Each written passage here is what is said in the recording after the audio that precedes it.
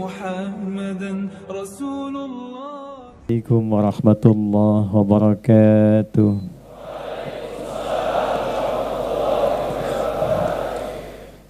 Yang saya banggakan, saya muliakan seluruh jamaah tanpa kecuali. Saya ingin mengajak kita bersyukur pada Allah Subhanahu wa taala.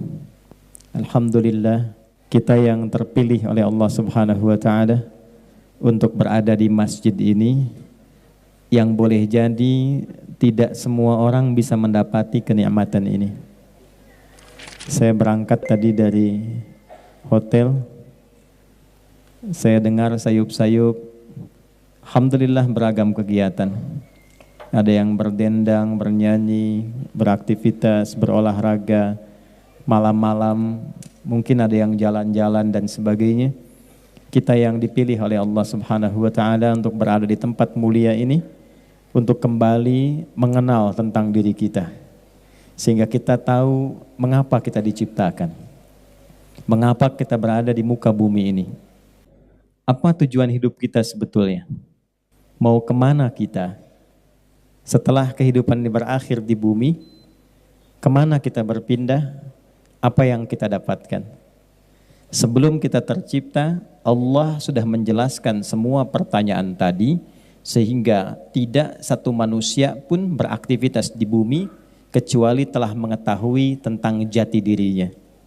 Untuk itulah penting malam ini kita mengenal kembali dengan keistimewaan waktu yang telah Allah pilihkan. Kita berada malam ini di bulan Rajab untuk mengembalikan pengenalan tentang diri kita. Jangan-jangan sampai malam ini ada yang belum kenal tentang dirinya, bagaimana dia menata aktivitas hidupnya, seperti apa mengendalikan semua bagian tubuhnya, sehingga ia ringan pulang kembali kepada Allah, dan ringan ketika ditanya tentang misi kehidupannya di muka bumi sampai kembali kepada Allah Subhanahu wa taala. Itulah inti pertemuan kita untuk mengenal keutamaan bulan Rajab.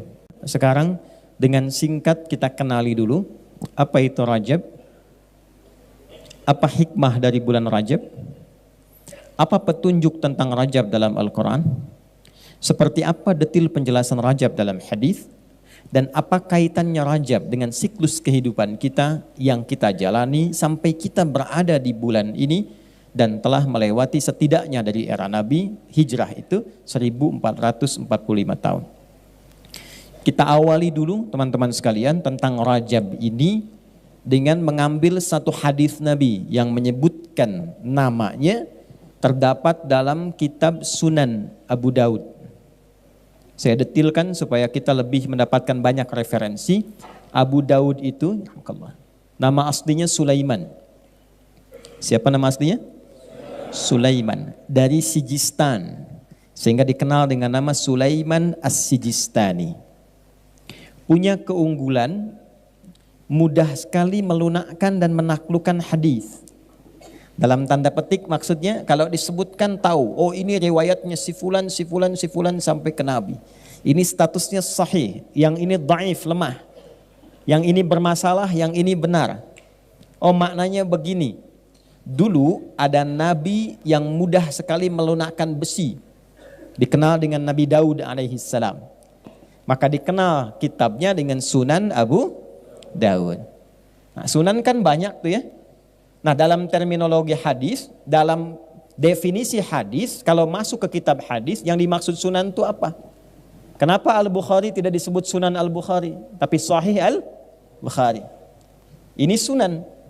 Kenapa Imam Ahmad tidak disebut Sunan Imam Ahmad, tapi Musnad Ahmad? Kenapa At-Tabrani itu Mu'jam At-Tabrani? Kenapa ini sunan?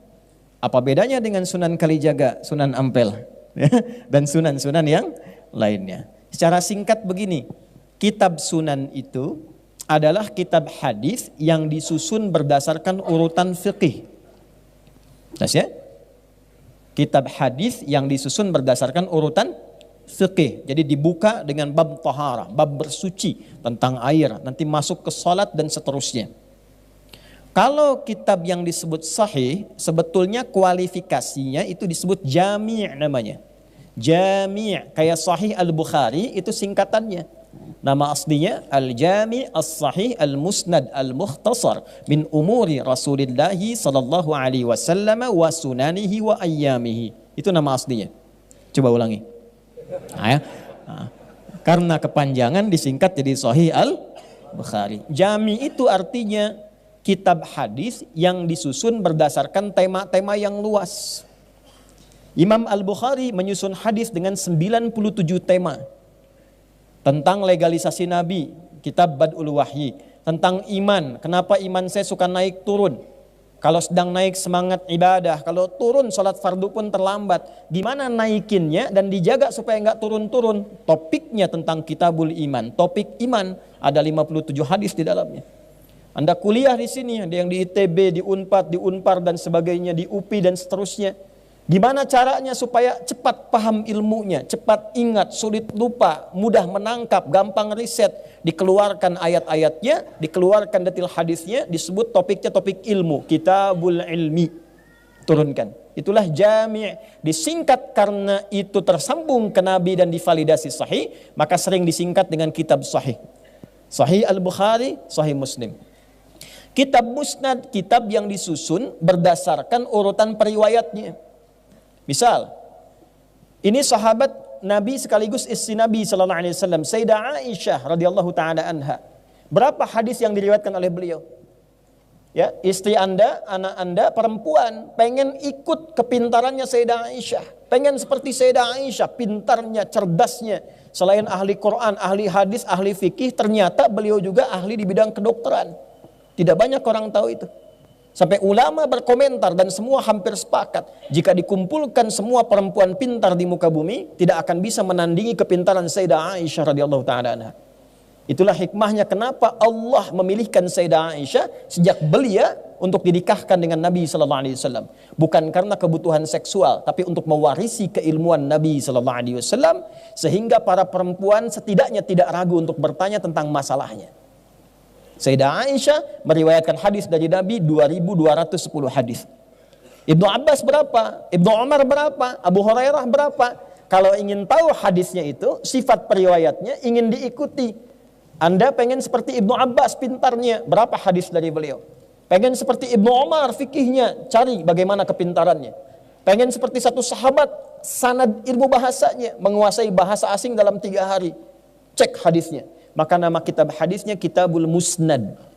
Di antara kitab Musnad yang populer, Musnadnya Imam Ahmad bin Hanbal rahimahullahu ta'ala, yang hafal hadis kurang lebih 1 juta hadis. Kemudian kalau ingin mencari hadis, sekarang enak. Ada Maktabah Syamilah, ada Google, tinggal klik muncul. Dulu manual. Innamal a'malu binniyat. Nyari innamal a'malu di mana ditemukannya? Dicari huruf hamzah, susun dari awal sampai akhir. Itu Kitabul Mu'jam namanya. Maka ada Mu'jam yang paling populer, Mu'jam At-Tabrani. Nah, yang terkait dengan kita di kitab Sunan Abu Dawud, nomor hadis 1947. Ya, jadi hadis ini disampaikan pada kita 2 tahun setelah Indonesia merdeka. Indonesia merdeka tahun 1945. Ini nomor hadisnya 1940. Ah, itu gampang ingatnya begitulah ya. Awas. Sudah di bid'ah itu informasinya, tidak begitu ya. Ini untuk mudah menghafal saja. Periwayatnya, kalau beda nomor karena beda cetakan, periwayatnya namanya sahabatnya Abu Bakrah.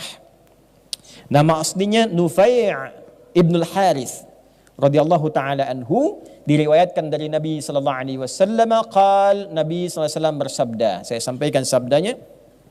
Qala Rasulullah sallallahu alaihi wasallam, inna az-zamana qad istadara ka hayatihi yauma khalaqas samawati wal ard. Riwayat 1. Riwayat 2, yauma khalaqallahu as-samawati wal arda minha arba'atun hurum, 3 mutawaliyat, Dzulqa'dah, Dzulhijjah wal Muharram wa Rajabun Mudhar alladhi baina Jumada wa Sya'ban. Rawahu Abu Dawud. Paham? Tidak. Inna zamana qad istadara kahayati. Sungguh perjalanan waktu itu telah didesain oleh Allah Subhanahu wa taala akan mengiringi kehidupan kita dan dia akan konsisten berputar terus seperti itu. Jadi yang berubah bukan waktunya.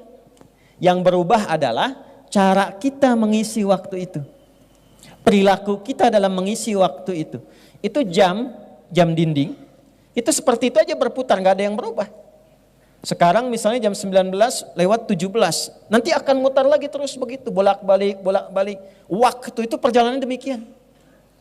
Yang merubah keadaan apakah di Istiqomah ini sekarang misalnya speakernya diganti, karpetnya diganti, bukan waktunya. Perilaku kitanya yang mengisi waktu itu, yang menjadikan kehidupan kita terasa berubah setiap harinya. Ini satu. Yauma khalaqallahu as-samawati wal ard. Di riwayat kedua, yauma khalaqas samawati wal ard. Desain waktu ini sudah Allah tetapkan sejak mula mencipta langit dan bumi. Jadi memang desainnya, langitnya dicipta, buminya dicipta. Kita sebelum menjalani kehidupan di bumi itu Allah tetapkan, dibatasi dengan waktu. Nanti dibagi detailnya. Ya, dari setahun ada berapa bulan, sebulan kemudian ada berapa pekan, sepekan berapa hari, sehari berapa jam, detail. Sampai hebatnya dalam Al-Quran, setiap waktu itu diungkap rahasianya dan diberikan detail pedoman aktivitasnya. Itulah sebabnya dalam Islam kita kenal aktivitas dibagi waktu sejak subuh. Subuh disebutkan.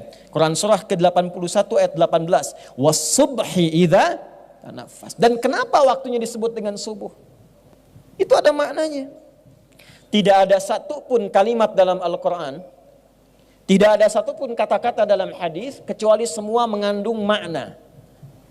Jadi bukan kata begitu saja, tidak. Ada artinya.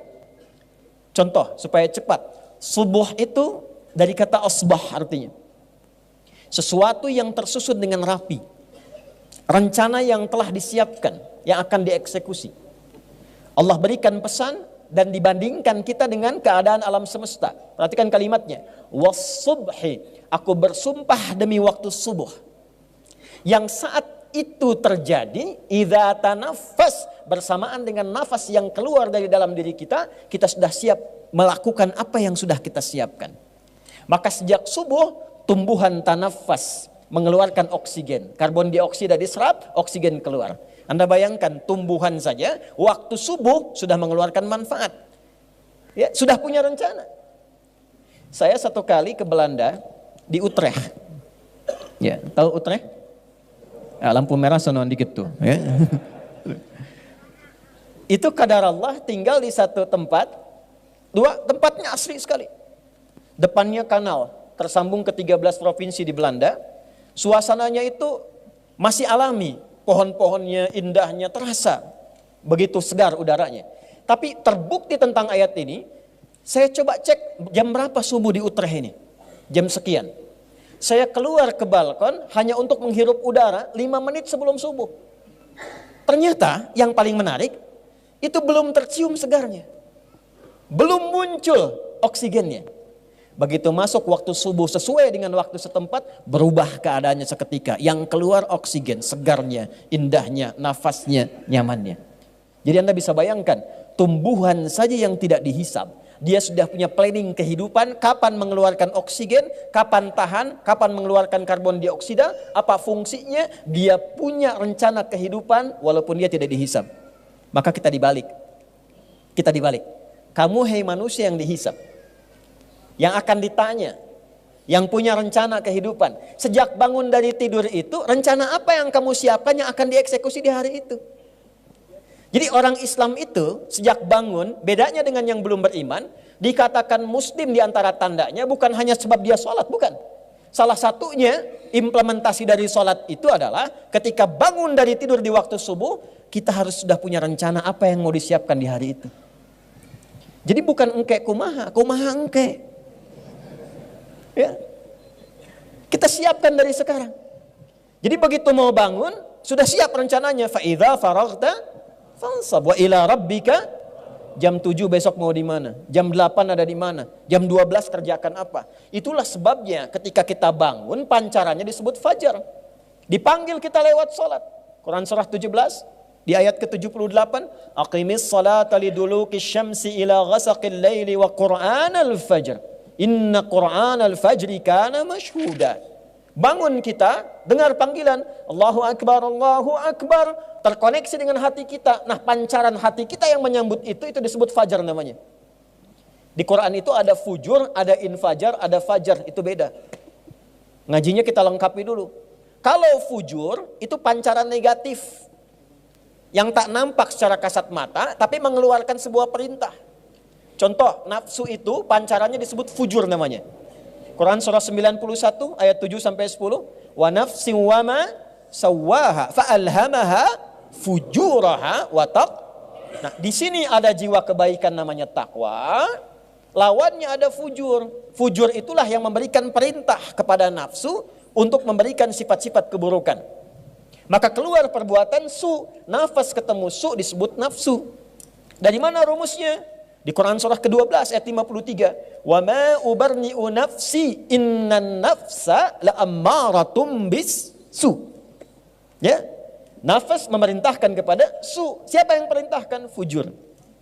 Infajar itu pancaran yang sifatnya materialistik. Antum ngebor air, kepancar dari bawah ke atas, airnya keluar, mancar ke atas. Itu pancarannya disebut infajar namanya. Nabi Musa alaihi salam diminta oleh sukunya, 12 suku. Ya. Dan rekor di dunia suku paling banyak di Sunda. Ya, sukunya banyak itu. Nah, zaman Nabi Musa ada 12 suku. Minta ke Nabi Musa, mintakan kepada Rabbmu ya Musa supaya kami punya 12 mata air. Kamu langsung hadirkan 12 supaya kita enggak kelahi. Maka Nabi Musa diperintahkan oleh Allah, pukulkan tongkatmu yang kayu kepada batu. Redaksinya begitu. Kenapa tongkatnya disebut kayu? Untuk menunjukkan mukjizat. Tongkat kayu biasa dipukul ke batu. Kayu dengan batu kuat mana? Batu. Jadi kalau tongkat biasa dipukul ke kayu, ke batu, itu pasti patah tongkatnya. Tapi karena tongkat Musa mukjizat dipukulkan ke batu, terpancarlah dari batu itu keluar 12 mata air. Ketika terpancar itulah disebut oleh Quran dengan infajar. Quran surah kedua Al-Baqarah di ayat ke-60. Wa idzistasqa Musa liqaumihi faqulna idrib bi'asakal hajar. Asa tongkat kayu, hajar batu. Fanfajarat minhu ithnata asyrata aina. Maka terpancar 12 mata air. Tongkat Musa kayu dipukulkan ke batu karena mukjizat, terpancarlah 12 mata air. Anda pengen coba tongkat Anda emas, pukulkan ke batu, keluarlah 12 air mata. Balik. Nah, itu infajar. Fajar beda. Ya, fajar. Jadi kalau kita pahami secara materialis, fajar itu ya cahayanya ketika membelah kegelapan malam. Tapi asal katanya itu pancaran yang tidak kasat secara mata, tapi memberikan sebuah respon. Begitu dipanggil bangun tidur, Allahu Akbar, Allahu Akbar. Kadang tidur, tapi ketika dengar, kalau iman ada dalam diri kita, confirm tuh, langsung direspon, keluar. Ya Allah, sudah adzan.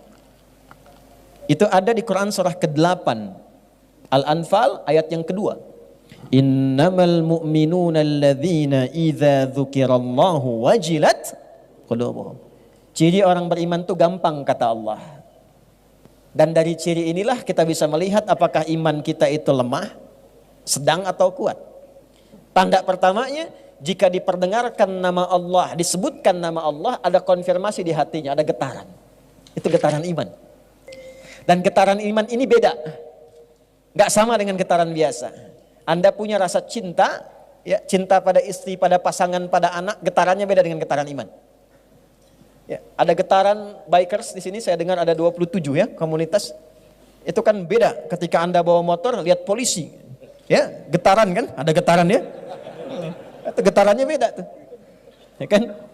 Kenapa Anda ngebut? Izin Pak, mohon maaf, salah. Surat-surat lengkap? Lengkap Pak. STNK? Ada Pak. Helm pakai? Pakai. SIM ada Pak? Ada Pak. Ya, tahu ada lampu merah di sini? Tahu Pak. Kenapa ngebut juga? Saya tidak tahu, ada Bapak. Salah ya. Nah, jadi kadinya ya teh. Sampai mana tadi kita? Getaran. Ya, iman tuh beda. Allahu Akbar, Allahu Akbar. Connect seketika kalau ada iman. Ya Allah, sudah adzan. Nah, pancaran itu awalnya saat kita bangun terpancar itu, tiba-tiba bangun kita, itulah fajar. Makanya sholat pertama kenapa disebut fajar? Bukan hanya sekedar matahari membelah kegelapan malam dengan sinarnya. Tapi ada pancaran yang merespon suara itu sehingga kita bangun. Kenapa datang kita dalam sholat? Karena kita punya agenda. Kita hanya mampu merencanakan, tidak mampu untuk menentukan.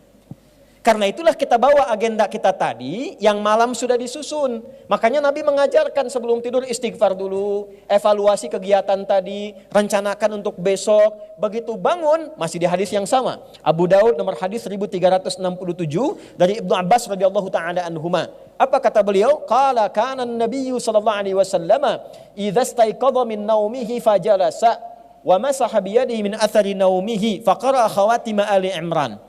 Secara singkat, Nabi kalau bangun tidur duduk dulu, menghilangkan bekas ngantuknya, sebelum baca doa, beliau bacakan 11 ayat terakhir surah Ali Imran.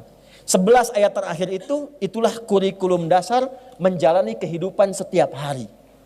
Bikin kurikulum dunia sampai akhirat. Jadi gampangnya gini, kalau saya dagang ini, saya pengen jualan nih, dapat dunianya apa, akhiratnya apa. Itu konsepnya ada di situ. Anda kuliah, nyari dunia, nyari akhirat. Idealnya dunia dapat, akhirat dapat. Gimana konsepnya supaya sukses? Ada di ayat itu. Disusun. Setelah jelas susunannya dipanggil. Datanglah kepada Allah. Sujud kita minta. Ya Allah, Engkau yang maha mengetahui saya punya rencana. Berikan taufikmu. Ringankan rencana hamba. Lindungi dalam perjalanannya. Sukseskan pada apa yang Kau ridhai. Dari subuh itulah kita berangkat ke pekerjaan. Itu ada maknanya.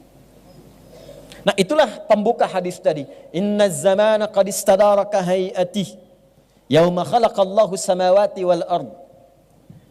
Kita diminta menjadi umat yang cerdas. Jangan cuma jalani setiap waktu itu. Ya, cuman bangun dari tidur, bekerja, tidur lagi. Bangun tidur, tidur lagi. Habis tidur, bangun lagi. Tidur. Kurang lebih gitu. Ya. Nah, itu bukan umat Islam yang sejati. Disebut muslim itu ketika kita punya planning kehidupan yang jelas. Nah, Allah tuh declare, sejak saya ciptakan langit dan bumi, engkau belum ada. Adi, engkau belum ada. Asep, engkau belum ada. Agus, engkau belum ada.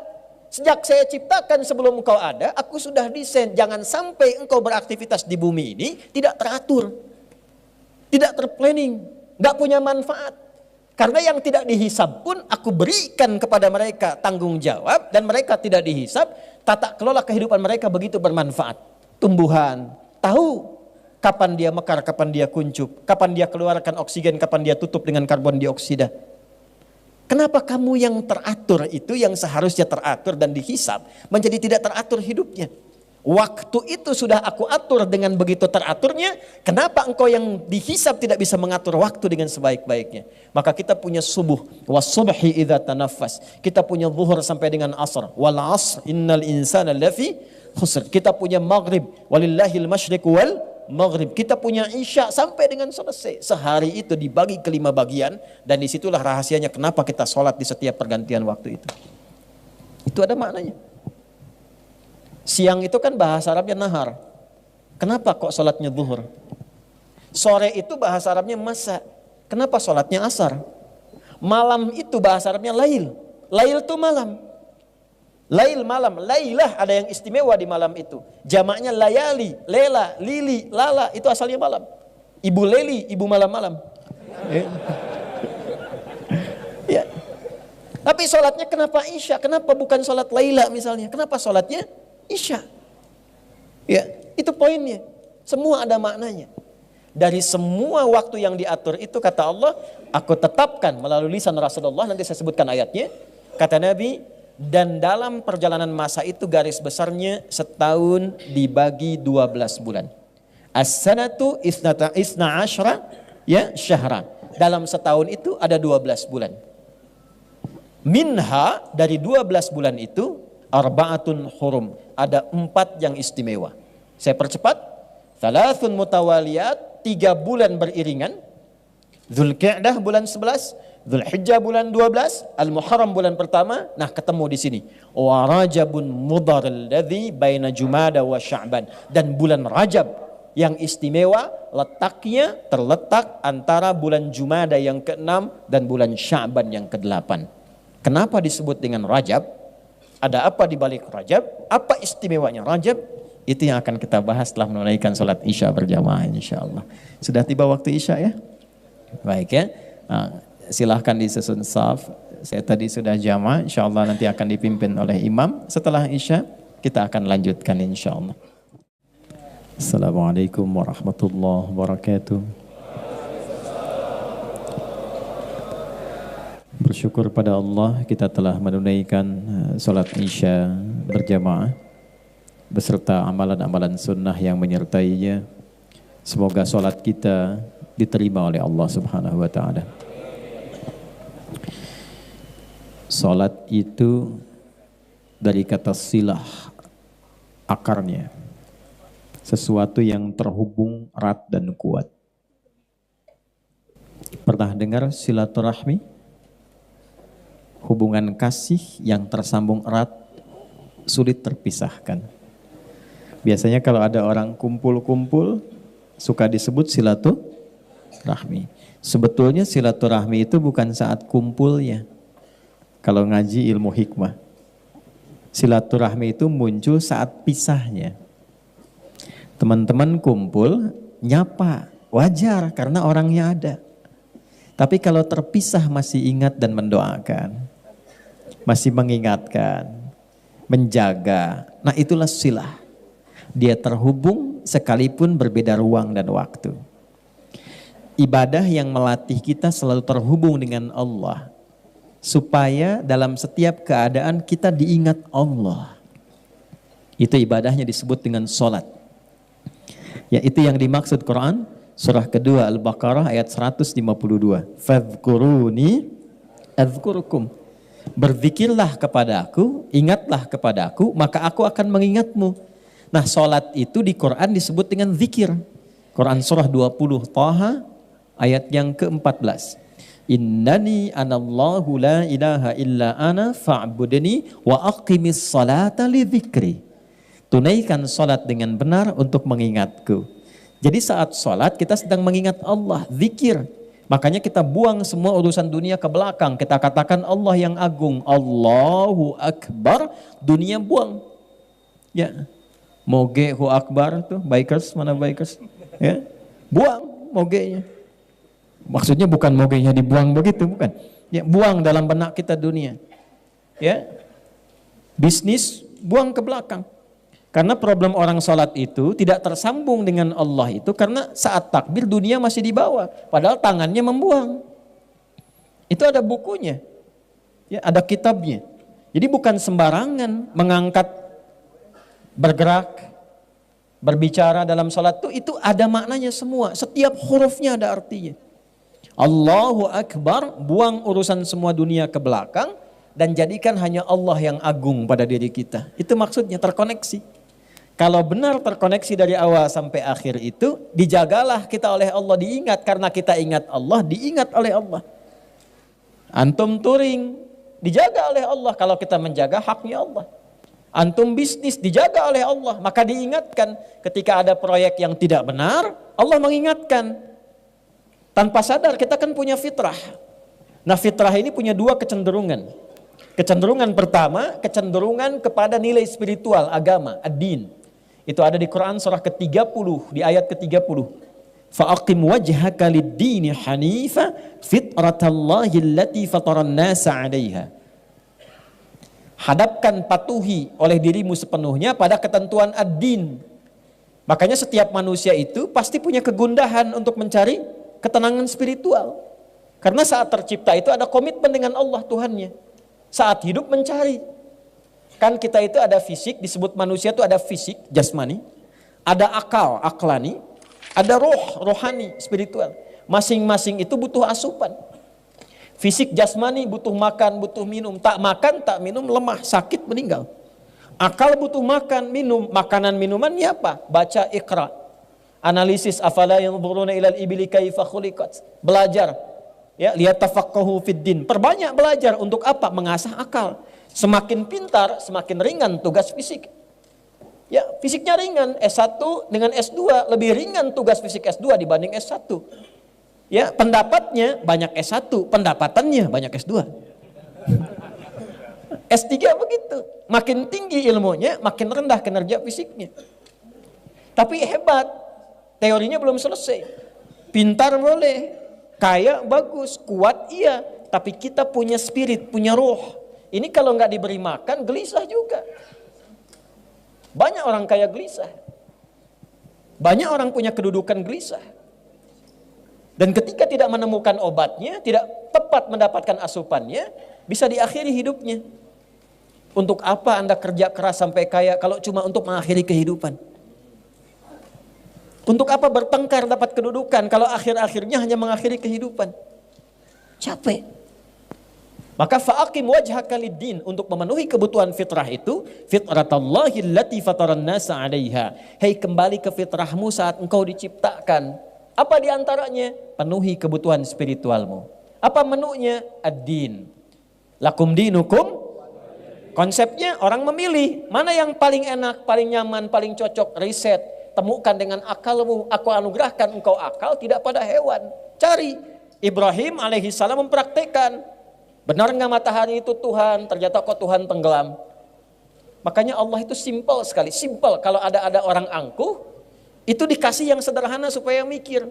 Fir'aun ngaku Tuhan, ana rabbukumul a'la. Saya Tuhan kalian yang paling agung. Ditenggelamkan oleh Allah supaya manusia berpikir, Tuhan kok tenggelam. Namrud ngaku, dialog dengan Nabi Ibrahim. Di Al-Baqarah ayat 258 itu kan. Kalau Tuhan mau menghidupkan, mematikan, aku pun menghidupkan, mematikan. Ya, kasih nyamuk. Tuhan kecelip nyamuk meninggal. Yang simpel-simpel aja. Ya, sehingga kita riset, kita lihat matahari tenggelam, bulan hilang, apalagi yang mau diagungkan sampai kita menemukan inni wajjahtu wajhiya lillazi fataras samawati wal, kembali kepada Allah. Nah, menundukkan sampai tunduk, patuh, taat untuk menemukan yang sejati, itu bahasa Arab disebut dengan Islam. Maka ditegaskanlah di Quran surah ketiga Ali Imran ayat 19. Inna dina indallahil Islam. Ketika disebut Islam bukan hanya nama, dibalik Allah tuh balik nanya ke kita. Benar enggak Islam itu agama yang benar? Dari mana taunya? Apa buktinya? Maka dipaparkanlah petunjuk dalam keislaman yang mengiringi perjalanan kehidupan kita. Supaya kita kenal, tahu, oh ini kebenaran Islam tuh di sini. Islam mengatur tentang hidup saya, mengatur tentang pandangan saya, mengatur tentang bicara saya. Dari yang paling kecil sampai yang paling besar, yang sederhana sampai yang kompleks. Mana ada di muka bumi ini satu konsep ajaran yang ditunjukkan pada kita, yang lengkap ngatur hidup kita dari lahir sampai meninggal sampai pulang. Kalau manusia yang bikin mustahil. Makanya karya manusia itu terbatas. Karena manusia punya sifat keterbatasan. Matanya terbatas, semakin jauh semakin sulit dipandang. Pendengarannya terbatas, antara 20 sampai 20 ribu hertz kan. Di bawah itu sulit, di atas itu sulit terdengar. Jadi kalau pandangan terbatas, pendengaran terbatas, kenapa akalnya nggak mau terbatas? Jadi kalau nulis karya buku apapun pasti terbatas sifatnya. Ya, contoh gini, buku mana ada yang tahan dibaca itu tidak pernah bosan. Orang nulis buku apapun paling banter, paling tahan 3 kali, 4 kali, 5 kali hatam selesai, bosan. Ini baca ini sudah tahu saya sudah 3 kali hatam. Ya. Jadi kalau ada yang keluar dari sifat itu artinya bukan karya manusia. Ya, maka di antara pembuktiannya saya Islam, apa petunjuk keislamannya? Allah turunkan Al-Quran. Harus mengatur hidup kita, harus jelas, harus tepat, harus komprehensif, dan harus keluar dari sifat-sifat kemanusiaan. Makanya Al-Quran bukan makhluk, tapi kalamullah. Satu, kitab manusia dibaca bosan, kitab Allah nggak boleh bosan. Al-Fatihah Quran bukan? Sehari kita baca 14 kali atau 15 kali? 17. Kalau 15 berarti isyanya 2 rakaat tadi tuh. 17 kali. Tapi nggak pernah ada orang Islam mengeluh, saya pusing baca Al-Fatihah tiap hari itu. Coba antum hitung, usia berapa sekarang? Taruhlah 40 tahun misalnya. 40 tahun itu kalikan 365 hari kali 17. Sebanyak itulah Anda telah membaca Al-Fatihah selama hidup. Ngeluh nggak? Nggak pernah. 1. 2. Bisa dihafal oleh siapapun. Mau orang Arab, mau bukan Arab. Dan detil sampai titik koma panjang pendeknya. Ya. Alif lam mim dengan alam tulisannya sama. Tapi kok bisa bacaannya beda? Untuk menandakan perbedaan itu dikasih harakat. Alif lam mim. Yang ini alam tara, alam nashrah, bacanya alam. Hurufnya cuma satu, tapi bacanya kok bisa panjang? Nun. Di mana ada begitu? Siapa yang ngajar malam ini? Ustadz Adi. Nggak ada. Baca Quran ada iramanya. Ya, dari mana itu didapatkan? Dan yang paling dahsyat, baca buku biasa tidak ada tantangannya. Baca Al-Quran, jangankan manusia, setan ikutan menantang. Satu-satunya kitab di muka bumi yang saat dibaca mendatangkan kantuk cuma Al-Quran. Anda baca Al-Quran, ya, 50 menit, hampir 1 jam, tidak ngantuk. Ya, tidak ngantuk. Baca Al-Quran 5 menit tuh. Bahasa Cimahinya udah nundutan. Nggak percaya silahkan. Nah, itu pedoman. Di antara pedoman yang terkait dengan pengaturan waktu kehidupan kita sampai kita ada Rajab sekarang, setiap kali nanya ada jawaban. Sekarang kita ada di Rajab. Apa petunjuk Quran di Rajab? Turunlah Quran surah 9 di ayat yang ke-36 itu. Nanti tafsir hadisnya yang saya sampaikan di Abu Daud tadi nomor hadis 1947. Yuk kita baca ayatnya, kita masuk kepada inti bahasannya. Jadi maghrib tadi masih muqaddimah tuh, sekarang intinya. Bismillahirrahmanirrahim. Inna iddatash syuhuri 'indallahi 12 syahran fi kitabillah. Yawma khalaqas samawati wal ard. Minha arba'atun hurum. Dzalika ad-dinul qayyim. Fala tazlimu fihinna anfusakum. Saya stop sampai di sini untuk menyesuaikan dengan durasi waktu pertemuan kita malam hari ini. Inna, sekarang kita ngaji dengan gramatikal bahasa Arabnya supaya agak dalam. Ingat, cinta pada manusia begitu dalam. Kenapa cinta pada Allah begitu dangkal?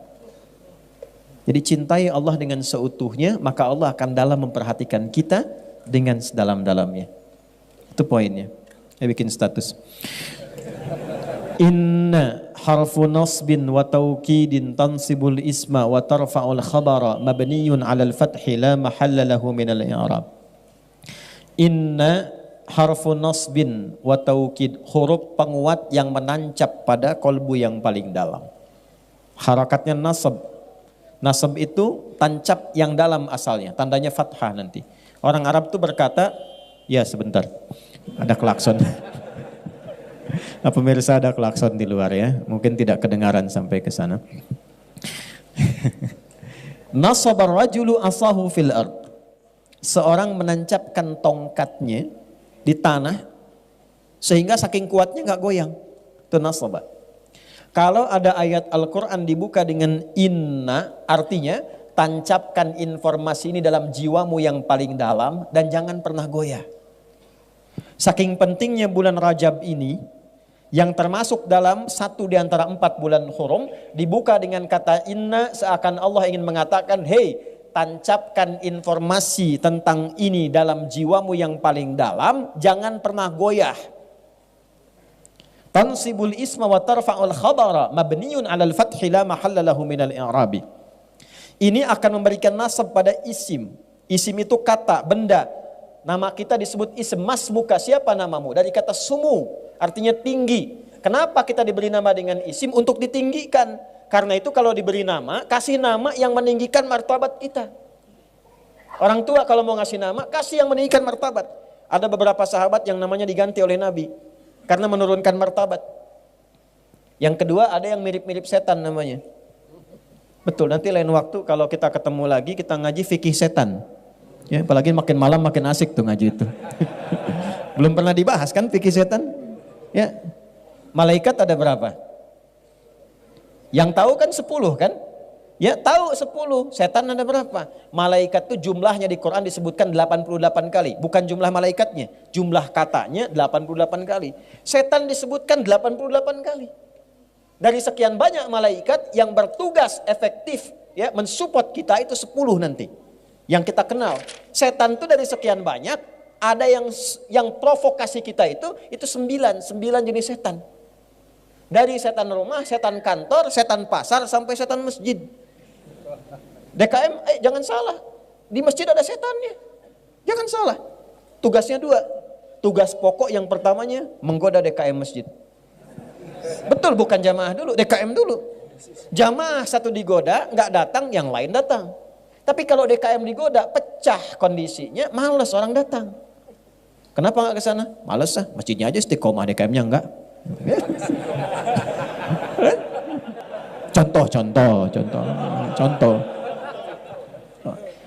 Nah, kedua, baru kalau dia kompak, baru digoda ke jamaahnya.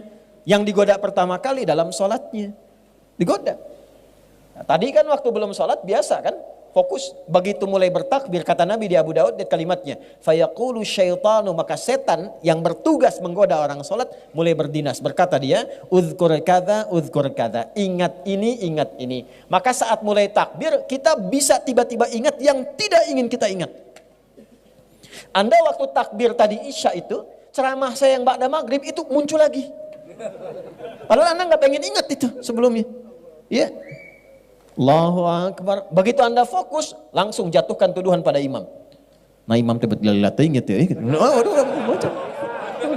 Benar kan? Ada wajahnya itu. Misal contoh ya. Itu ada gambarannya. Nyambung ke dia itu. Kita kembali lagi. Ya. Jadi begitu kita kembalikan kata Allah, inna, tancapkan dalam hatimu yang dalam, jangan ragu. Ism sumu, nama ditinggikan. Nabi mengganti beberapa nama sahabat yang sekiranya tidak meningkatkan martabat. Makanya kalau mau kasih nama, kasih yang membuat diri kita itu bermartabat sesuai dengan harapan hidup kita. Saya pengen punya anak saya itu pengen akhlaknya baik, terpuji, paham ilmu agama, paham dekat dengan Quran, kasih nama Muhammad Faqihul Quran. Bikin namanya, sehingga enak dipanggilnya. Ya. Wah ini kasih nama Nobita, ini Suneo, ini macam-macam. Ya nggak salah, ya. Cuma poinnya tidak naik. Nah, inna, balikan ke ayat tadi. Tancapkan informasi ini yang dalam pada dirimu, jika engkau mengamalkannya, aku angkat derajatmu. Itu maksudnya. Wa tarfa'ul khabar, dan meninggikan martabat. Informasi ini begitu tinggi, engkau ikuti, aku naikkan derajatmu. Itu inna. Kalau kita ngaji kayak gini, begitu menemukan kata inna dibacakan, fokus kita. Karena ayat ini datang bukan sekedar memberikan doktrin. Ayat ini datang untuk meninggikan derajat kita. Sama kayak dengar azan. Kalau Anda hanya memahami azan sebagai kewajiban panggilan dari sholat, capek. Allahu Akbar, Allahu Akbar. Tadi duhur asar deh. Baru selesai duhur muncul asar. Kalau sekedar kewajiban. Tapi kalau Anda tanya secara fikih, ya Allah kenapa saya mesti sholat? Allah balik tanya, kamu kan ingin bahagia, kamu kan ingin sukses, kamu kan ingin tenang, kamu ingin damai. Semua kata itu dalam bahasa Arab, kalau kita kumpulkan, semuanya itu didapatkan lewat sholat. Bukankah saat sholat engkau merasakan kedamaian? Bukankah aku yang punya kesuksesan? Bukankah aku yang punya kebahagiaan? Bukankah aku yang punya segalanya? Tunduk, sujud padaku, minta aku berikan apa yang kau mohon. Wali abdi ma sa'al. Bahkan kalau dia baca Al-Fatihah, takbir, wudunya benar, takbirnya benar. Sampai Al-Fatihah, perhatikan hadis kutsinya. Hadza baini wa baina abdi. Ini perjanjian antara aku dengan hambaku. Wali abdi ma sa'al. Kalau hambaku benar dari awal sholatnya sampai kalimat ini, iyyaka na'budu wa iyyaka nasta'in, apapun yang dia minta sekarang, aku kabulkan, kata Allah. Hadis kutsi. Makanya tidak ada satupun sahabat yang sholat di era Nabi kecuali hidupnya tercapai semua cita-citanya. Semua, yang bisnis makin kaya, yang pintar makin pintar dari segi ilmu, yang punya kedudukan makin tinggi, semua tercapai. Semua. Nah, semua kata itu kalau disatukan dalam bahasa Arab disebut falah namanya. Falah. Jadi kalau sukses saja, tapi belum tentu bahagia, itu fauz namanya. Fauz. Ya, fauzi, fauzan, faizah, faizin, faiz. Ada yang namanya faiz. Artinya orang yang diharapkan sukses dalam hidupnya. Walaupun belum tentu bahagia. Ya. Kalau dia itu diharapkan bahagia selama hidupnya, belum tentu sukses. Tapi bisa itu. Ya, tapi diharapkan bahagia, itu fariha. Orangnya farah. Sifatnya Farhan, Muhammad Farhan, Farah Queen dan sebagainya, Farah. Nah, aku naon nih? Farah, bahagia, belum tentu sukses. Sok pilih mana ya? Kaya tapi gelisah atau miskin tapi tenang? Enggak ada pilihan ketiga, tong maksa. Hafal saya. Oh. Sukses tapi tidak bahagia atau bahagia tapi tidak sukses? Sok pilih mana? Oh, di belakang ibu-ibu mah tuh udah sukses dan bahagia. Alhamdulillah. Nah, ibu bahasa Arabnya sukses dan bahagia namanya falah. Falahun. Di mana ada agama di muka bumi ini yang mensupport pemeluknya supaya sukses dan bahagia 5 kali sehari. Diperdengarkan di telinganya, dikeraskan didengar. 24 jam terdengar di semua tempat. Diperdengarkan di telinga. Telinga bahasa Arabnya disebut udhun, jamaknya disebut adzan. Dalam adzan diperdengarkan, hayya 'alas shalah. Anda tanya kenapa mesti salat? Hayya 'alal falah. Karena salat mengantarkan engkau pada pemilik kesuksesan. Salat mengantarkan engkau pada kebahagiaan. Salat membuat engkau tenang. Salat mendekatkan engkau pada rizki. Jadi kalau kita tahu panggilan azan, panggilan salat itu untuk mengantarkan kita pada semua kenikmatan yang kita harapkan, tidak ada perasaan malas. Allahu Akbar, Allahu Akbar. Ya Allah, panggilan kesuksesan. Lebaik ya Allah, datang saya. Allahu Akbar, Allahu Akbar. Panggilan ketenangan, saya sedang gelisah. Datang saya ya Allah. Allahu Akbar, Allahu Akbar. Tatoan keras tasting Itu keras banget suaranya, tolong kecilkan sedikit. Nah, belum paham. Kalau belum paham, dipahamkan. Belum tahu, diberitahu. Jangan dimarahi. Allahu Akbar, Allahu Akbar. Misi Pak, mohon bisa dikecilkan suaranya. Kumaing weh. Kumain teh. Enggak. Jadi ada sesuatu yang mesti kita pertemukan di situ. Balik ke hadis tadi. Kan baru inna, masih panjang ini. Kita sampai jam berapa? 12 ya. Nah kan udah sampai jam 12. Saya jam 9 selesai. Ya. Terus inna harfu nasbin wa taukidin tansibul isma wa tarfa'ul khabara mabniyun 'alal fathi la mahalla lahu minal i'rab. Kuatkan 'alal fathi, buka. Hatinya buka. Pikirannya buka untuk mendengar informasi ini. Hatinya buka supaya sampai ke dalam jiwa. Dengar oleh telinga, renungkan oleh hati kita. Oleh pikiran, ayo masukkan. Direnungkan, masukkan ke dalam jiwa kita. Ya. La mahalla lahu minal i'rab, tidak kenal perubahan. Kalau sudah matang, yakin, komitmen, udah jangan berubah-ubah lagi. Dengar, lakukan. Jangan dengarkan lagi pengaruh yang lain-lain. Kalau Allah sudah menyampaikan firman-Nya, dengarkan, renungkan, tancapkan ke hati, yakini dengan kebenaran iman kita, sudah nggak usah dengar yang lain-lain lagi. Jangan ragu lagi, karena iman itu yakin tanpa ragu.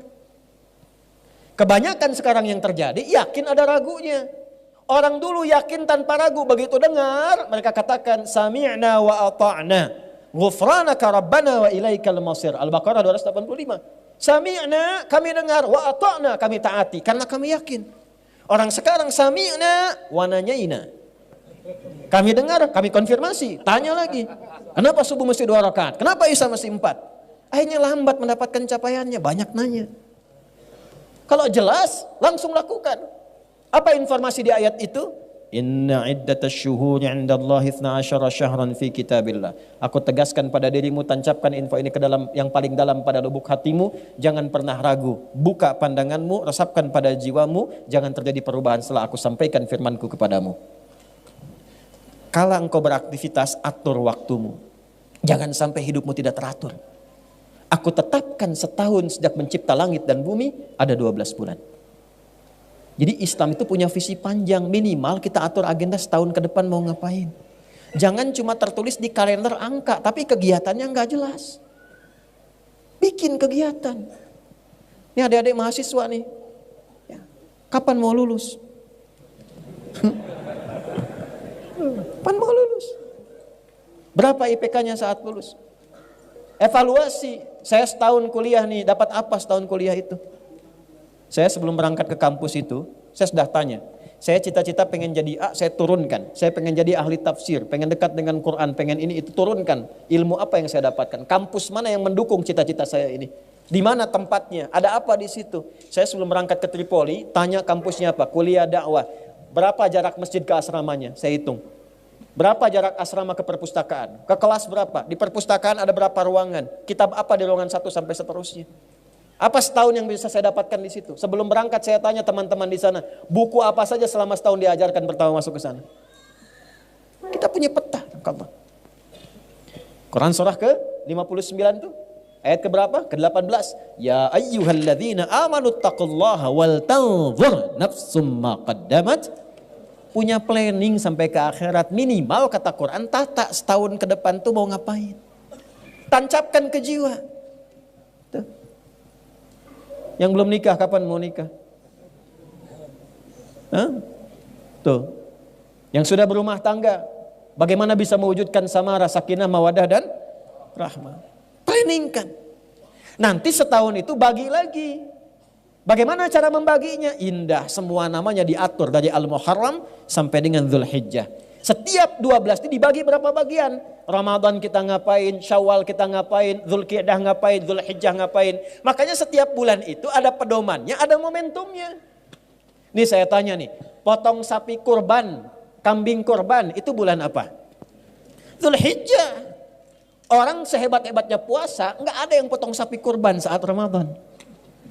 Coba silahkan cek. Terlampau soleh tuh.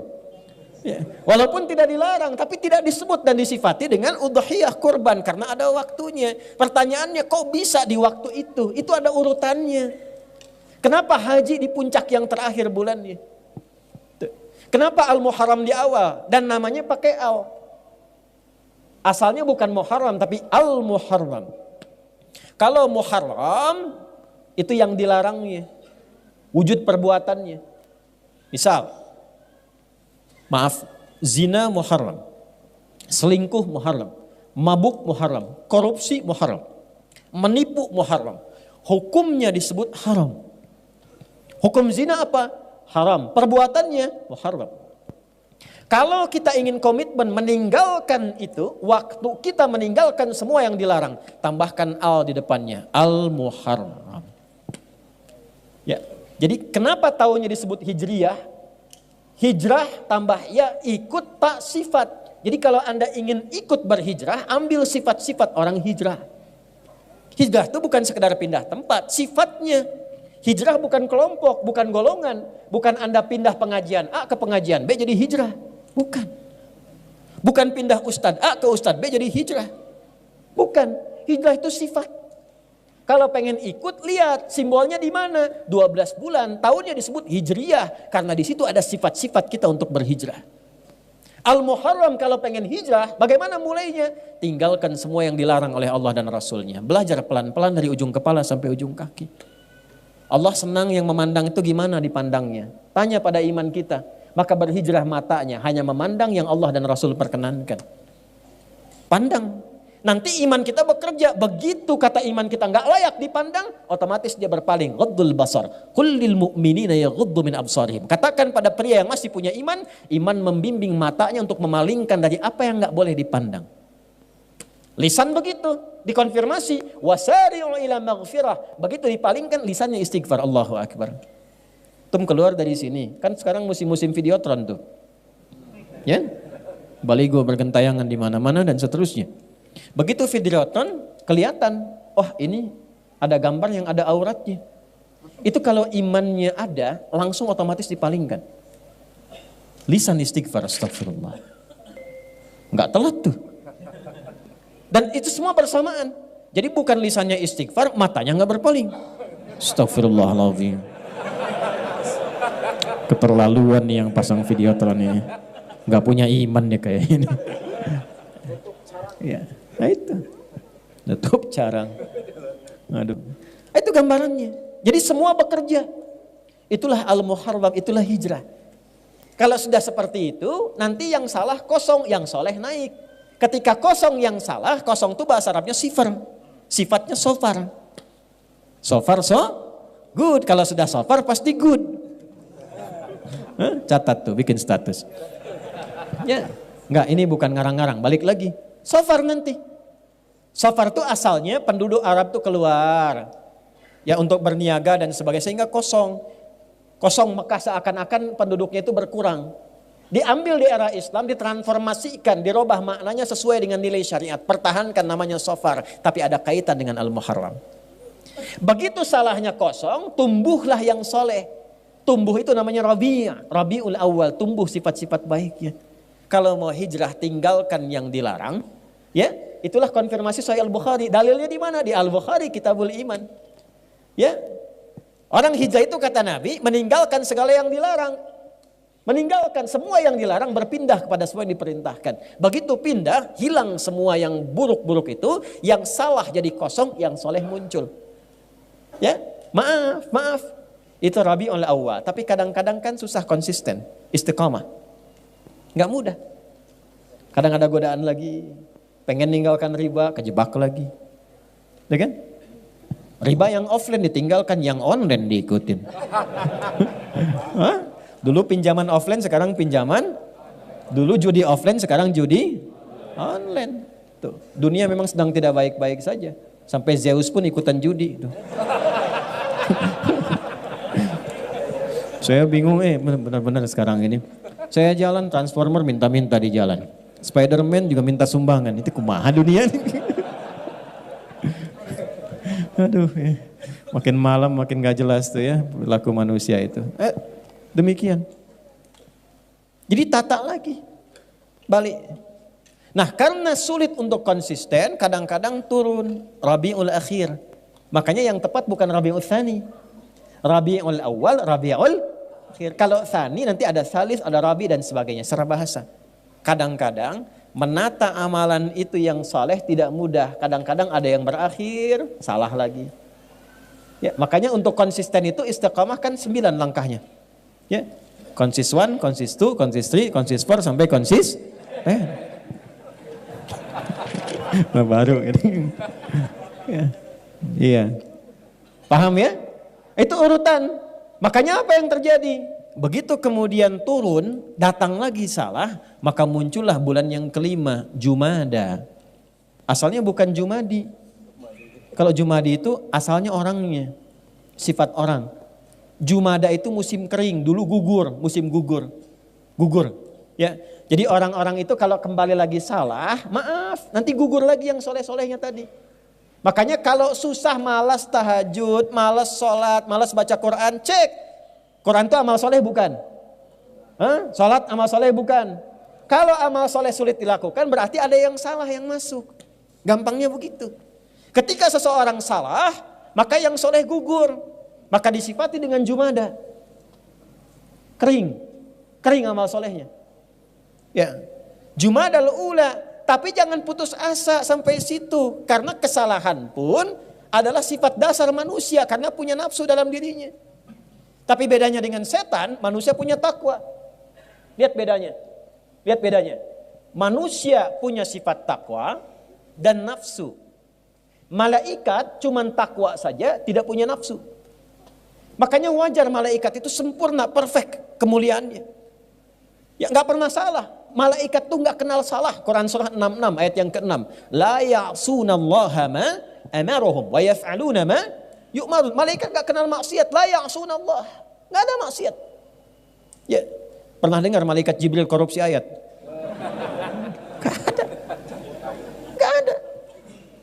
Ya, wa yaf'aluna ma yu'marun, dan bekerja sesuai tupoksi. Malaikat itu kawan, teman-teman, itu ada yang kerjanya cuma tasbih, subhanallah, subhanallah. Enggak pernah terucap alhamdulillah, tasbih aja.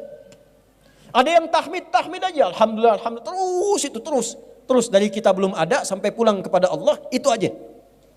Wa nahnu nusabbihu bihamdika wa nuqad bisulak. Al-Baqarah 30. Ada yang kerjanya sujud aja, enggak bangun-bangun. Insya Allah kalau Allah berkehendak kita masuk surga, ya nanti diperlihatkan tuh malaikat sujud, nggak bangun-bangun. Antum datang mau tanya, nggak capek tuh, ini tetap aja begitu, sujud aja. Ya. Begitu aja malaikat. Jadi kalau malaikat hebat, nggak usah dipuji, memang bakatnya begitu. Dan nggak ada tukaran kerja. Jibril itu sengambek-ngambeknya, sejengkel-jengkelnya misalnya sama Firaun, tetap yang nyabut nyawanya Israel. Tetap nggak ada tukeran kerja. Ya. Bril ka dia kunaon?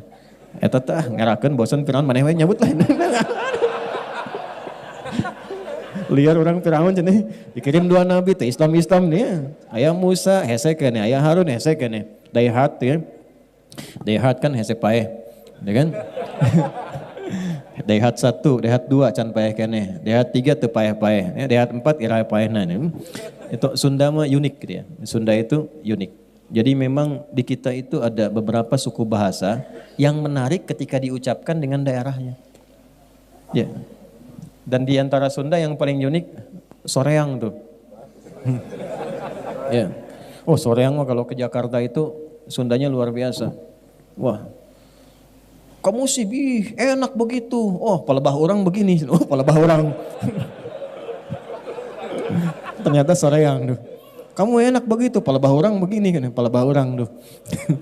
Maaf ya yang bukan Sunda itu ada apa? Kadang-kadang keunikan tersendiri. Yuk balik lagi. Balik.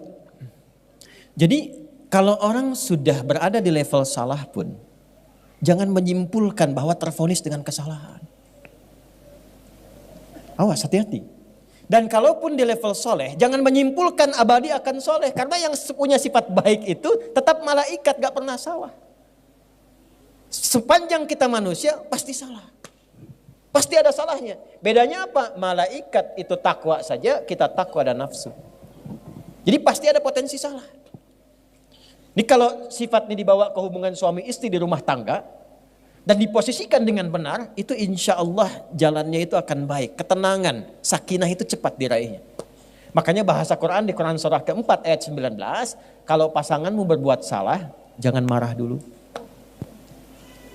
Ya, karena aku titipkan engkau dengan pasanganmu, memang kekuranganmu itu akan dilengkapi oleh pasanganmu. Engkau punya kekurangan. Tidak ada yang sempurna. Itu poinnya. Jadi kalau kita, saya, Anda berbuat salah, jangan disimpulkan bahwa kesalahan itu abadi. Itulah sifat setan. Makanya setan ketika diberikan jalan taubat, dia tidak mengambil. Setan itu ketika salah, diberikan jalan taubat. Ini dahsyatnya setan ini begini ya. Saya tunjukkan gambaran ini. Waktu pertama Adam dicipta, unggul kan? Al-Baqarah ayat 34. Diperintahkan semua makhluk, malaikat dan jin sujud, malaikat sujud, ini iblis tidak. Ya, iblis itu dari kalangan jin. Quran surah ke-18 ayat 50. Kana minal jinni fa fasaqa an amri rabbi. Singkatnya, diberi konfirmasi oleh Allah untuk tobat. Al-A'raf ayat 12. Ma mana'aka alla tasjuda idz amartuk. Hei iblis, kenapa engkau tidak mau sujud ketika aku perintahkan? Bukan sujudnya, tapi ini perintah aku. Awas, hati-hati memahami ayat. Jangan sampai pertanyaannya begini, emang Allah nggak tahu iblis itu kenapa nggak mau sujud? Bukan. Allah maha tahu dengan keadaannya, tapi ingin mengkonfirmasi dengan lisannya langsung sehingga terdengar oleh semua makhluk yang lain.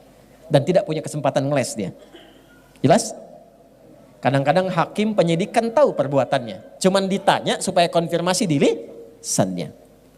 Maka dia membantah, ana khairum minhu, saya lebih hebat dibandingkan dengan Adam. Khalaqtani min narin wa khalaqtahu min tin. Kau ciptakan aku dari api, kau ciptakan dia dari tanah. Tidak level, yang api harus sujud kepada yang tanah. Diusir dari kenyamanan. Perhatikan baik-baik. Diberi kesempatan tobat, tidak didapatkan. Adam, bapak moyang kita, manusia, nabi. Kita anaknya, keturunannya, Bani Adam, 7 kali disebutkan dalam Al-Quran. 7 ini menggambarkan 7 hari kehidupan kita selama sepekan. Disebut Bani Adam. Makanya kalau kita ingin mengatur kegiatan sebagai manusia selama 7 hari, keluarkan kata-kata Bani Adam dalam Al-Quran. Petakan. Lalu dibuat landscape kehidupan. Adam pernah salah. Ya, kita bertanya, kenapa Adam kan nabi? Kok bisa diizinkan salah? Untuk diajarkan kalimat taubat kepada anak cucunya yang bukan nabi dan rasul. Mudah bagi Allah mengatakan, Dam jangan dimakan ya. Aku kan ingatkan kemarin tuh godaan setan aja. Tapi kenapa diizinkan lewat istrinya, kemudian termakan itu oleh keduanya, untuk menunjukkan risalah taubat bagi anak cucunya yang bukan nabi dan rasul, yang tidak terjamin dengan sifat maksum. Itulah sebabnya Al-Baqarah ayat 37, fatalaqqa Adamu mir rabbihi kalimatin fataba alaih. Maka Allah turunkan kalimat supaya diajarkan oleh Adam ke anak cucunya, kalau kamu salah baliknya begini. Jangan simpulkan selamanya kamu salah sehingga kamu mengakhiri kehidupan dalam kesalahan. Rasanya saya banyak dosa, nggak akan mungkin termaafkan, nggak akan mungkin dihapuskan.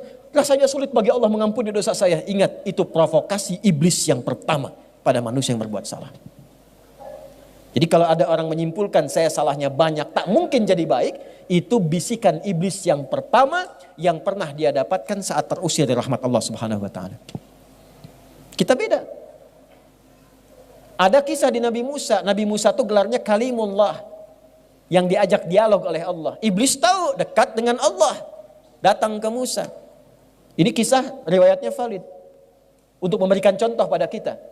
Ya, betapa iblis istiqomah dalam kesalahannya. Ya. Musa, tolong mohonkan kepada Allah taubat untukku. Musa minta, ya Allah, aku bermohon kepadamu, iblis ingin tobat kepadamu, setan ingin tobat. Kata Allah, sampaikan kepadanya, mudah bagi Allah untuk menyampaikan. Tapi ingin mengajarkan kepada kita, kadang-kadang kalau orang banyak salahnya itu pengen cari wasilah untuk minta maaf. Ya, sama teman banyak utang, banyak salah. Mau nemuin malu, maka cari teman lain kan untuk berkomunikasi. Itu sifat dasar. Maka Allah sampaikan ke Musa, sampaikan kepada iblis, taubatnya akan aku terima kalau dia mau sujud ke kuburannya Adam. Untuk mengembalikan ke awal. Hormati itu sebagai perintah Allah. Bukan karena Adamnya, karena perintah Allah di awal, balikin lagi.